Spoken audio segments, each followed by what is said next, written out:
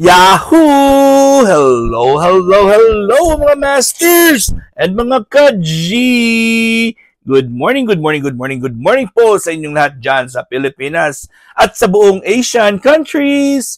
At kung sama kayong lapalop ng ating daigdig, ay hayaan nyo muna kami ni G na batiin po kayo ng good morning, good noon, good afternoon, good evening, good night na po sa mga ready ng matulog. Ayan po, ang G natin ay naghihintay dahil lalagyan po siya natin ng pagkain at bumili po tayo ng kanyang fresh herb salad. Ayan po ang kanyang food for today, oh. Fresh herb salad po. So, ano po ang laman ng fresh herb salad niya? So, meron po itong organic green leaf, organic mizuna, organic tango, organic oak leaf, organic chard, organic baby spinach, organic arugula, organic freesy, organic red leaf, organic lola rosa, organic radicchio, organic baby butter, organic kale, and organic dill, puro lahat organic parsley, organic cilantro. Ingredients may vary by season. Ito po ang laman po ng kanyang vegetables. So, bagong-bago po ito mga masters, ha? Bagong-bago po ito para po ito sa ating G. So, bubuksan natin ang kanyang peel and reseal. Okay, so ito po. At ilalagay po natin ito sa kanyang tray, sa kanyang bowl. May bowl si G na kanyang bowl niya. So, you know, at kitang-kita na po ni G at siya po ay alert na alert.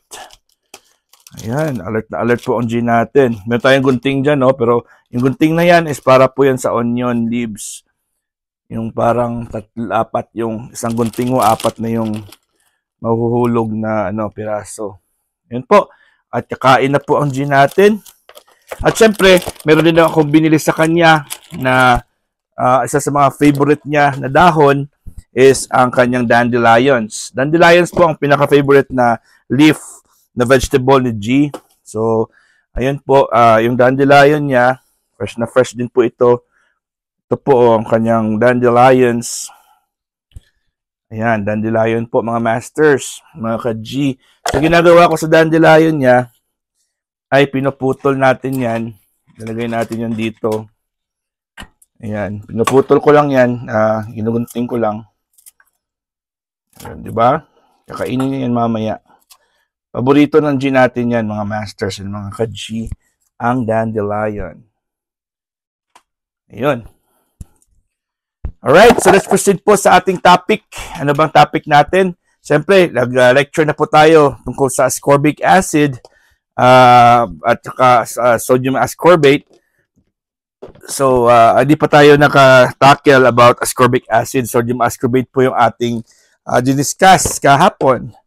So, it's a form of vitamin C, a variety or form of vitamin C. So, what is ascorbic acid? Ascorbic acid, okay, it's the purest form of vitamin C po yan, mga masters. The purest form of vitamin C.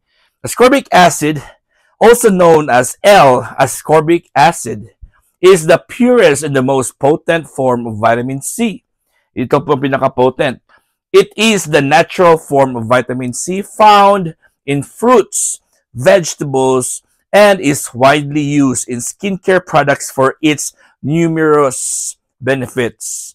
So, yung vitamin C na yan, ng ascorbic acid, yan na po ang ingredient. Usually, ginagamit din sa mga skincare products like soap, lotion, at saka kung ano-ano man dyan, mga creams. Diba? Okay, so, however, ascorbic acid can be more acidic and potentially irritating to the skin, especially for those with sensitive skin. So, kahapon, na-lecture din natin na mas lighter ang effect po sa skin ng sodium ascorbate. So, ano po mga benefits ng ascorbic acid, mga masters? So, potency.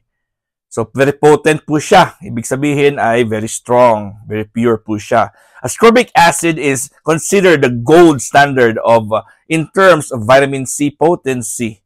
It is highly effective in promoting collagen synthesis, brightening the skin, and providing powerful antioxidant protection. So, mas reliable po siya, mas kompleto po siya, at very, very potent po siya. Ay na po ang G natin, no? Ay kakain na po. At sa habang po si G natin ay atake po sa kanyang kainan, at ako po ay magde-lecture lang po. Alright? So, second na benefit po ng ating ascorbic acid, mga masters, is antioxidant power. Antioxidant. So, ascorbic acid is a potent antioxidant that helps neutralize free radicals. So, importante po siya para po ay hindi magiging overpowering po ang mga cancerous or mga free radicals sa katawan natin.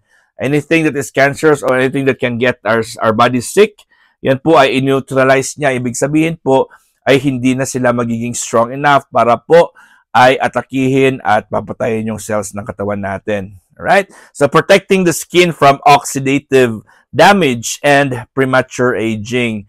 So, ang vitamin C, ang ascorbic acid din po, ay tumutulong para hindi tayo, siyempre, para we will look younger. Right? So, premature aging, siyempre, yung edad mo ay parang matanda ka sa yung edad. Yun po ang premature aging. Okay? So, number 3 is collagen synthesis. So, di ba, ang collagen, alam natin yung collagen, siya po ang nagiging isa sa mga important na ingredient or important na kasangkapan ng ating katawan para po ay ang ating skin ay maging elastic or hindi po siya kukulubot-kulubot. Ascorbic acid is essential for the production of collagen, a protein that supports the structure and elasticity of the skin. Diba? Para ang ating skin ay magiging elastic, hindi po siya maging wrinkled, right? Wrinkled. Ay, nako. Alright. So, if it helps improve skin firmness, so nagiging firm ang ating skin, and reduce the appearance of fine lines and wrinkles. And sinabi ko na yan.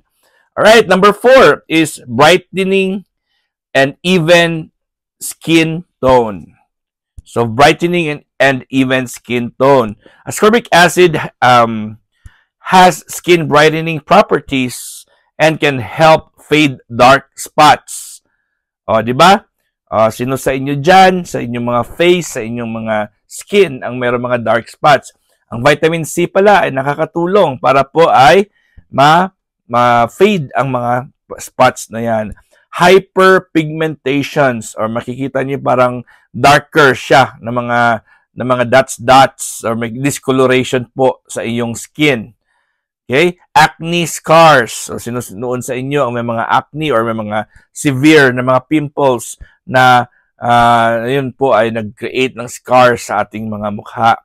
Pwede po yan. Makakatulong po ang vitamin C, ascorbic acid in form. Okay? So, it promotes a more even skin tone and radiant complexion. Diba? Pag umiinom ka ng ascorbic acid or ng vitamin C, ay gumaganda ang balat natin. Ang balat natin gumaganda po. Radiant. So, parang glowing po siya. Layo pala, makikita mo na yung parang kumikinam-kinam, kumikislap-kislap ang ating mga mukha. O, di ba, mga masters? Sa mga nakikinig ngayon na hindi po naka-silent at saka hindi naka-mute sa live, ay hihingin ko muna kung pwede po kayo mag-heart emoji dyan. Heart emoji, please, para malalaman ko ngayon kung sino po ang nakikinig talaga at sino ang naka-mute. Tala kayo ha dyan. Alright, so it promotes more even skin tone and a radiant complexion. While ascorbic acid offers impressive benefits, it is important to note that it may not be suitable for everyone. Hindi pala lahat ay pwede or hiyang po siya sa lahat ng tao. Hindi. Meron namang iba, hindi pala hiyang ang ascorbic acid. Okay? So, especially those with sensitive and easy irritated skin. So, kung yung inyong mga skin po ay palagi pong irritated, Hindi po kayo dapat mag-take or hindi para sa inyo ang sodium ascorbic acid. Pwede nyo i-take ang sodium ascorbate, ang another form of vitamin C. Right? So, the acidic nature of ascorbic acid can cause redness, stinging, and dryness in some individuals.